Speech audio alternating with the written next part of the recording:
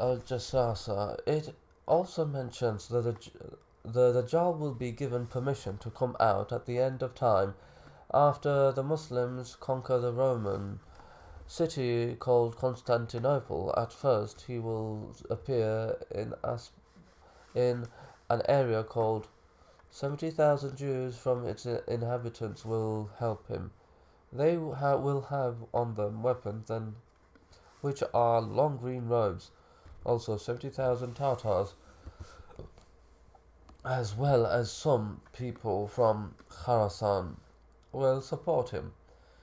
He will first appear in the shape of a tyrannical king. Then he will claim prophethood, and then he will claim divinity.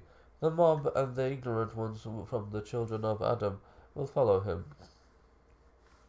and he will be opposed and rejected by those righteous slaves whom Allah guides. The party of Allah, the righteous ones.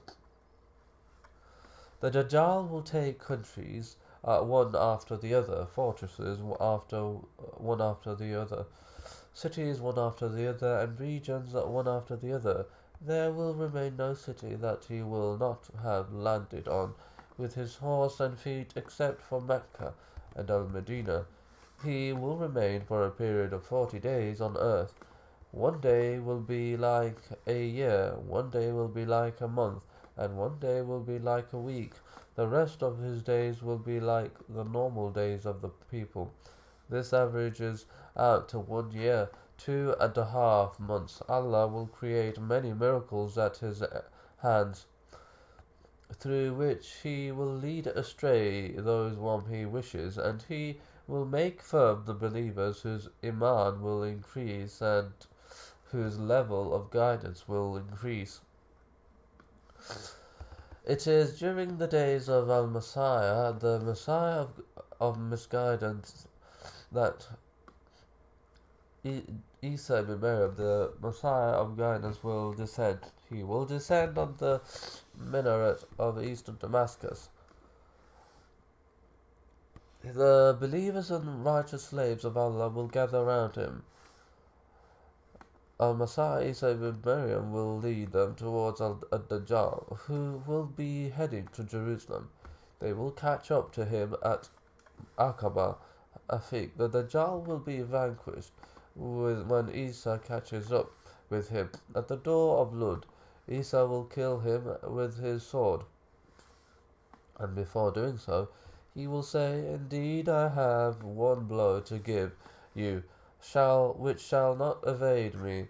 Then the Dajjal faces Isa, and the former will dissolve just as salt dissolves in water.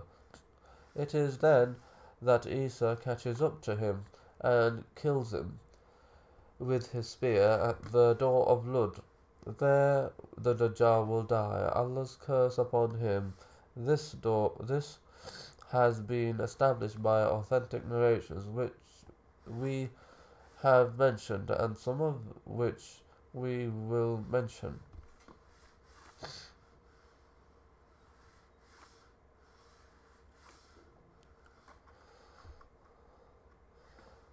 Related that he heard the Messenger of Allah say, "Will kill the Dajjal at the door of Lud."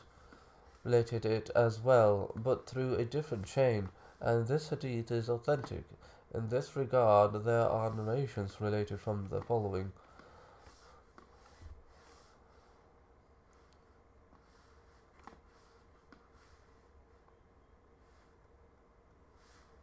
About the Dajjal.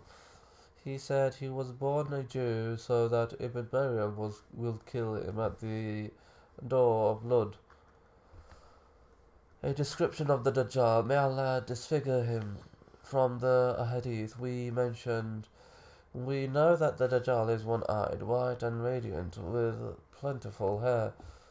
Some Hadith mentioned that he is short, but in one Hadith it is mentioned that he is tall. It is related that the distance separating the two ears of his donkey is 40 arm spans, but in the Hadith of Jabir, as well as in another narration, the distance mentioned is 70 arm lengths. The latter is not authentic, and the former is doubtful. And Masud said, therefore, the donkey of the Dajjal gives shade to 70,000 regarding this narration. One of its narrators is unknown, and the narration is Munkar. We also know that written between the two eyes of the Dajjal is Kafir, disbeliever, which every believer will read, and his head from behind is Hubuk, all curly, related that he heard a man narrate this hadith from the Messenger of Allah. Indeed, after me is the misguiding liar, and he and his head from behind is Hubuk, all curly. We have already mentioned a narration that attests to this one. Hubuk means curly and nice. Allah said, by the heaven full of Hubuk path, related that the Messenger of Allah said,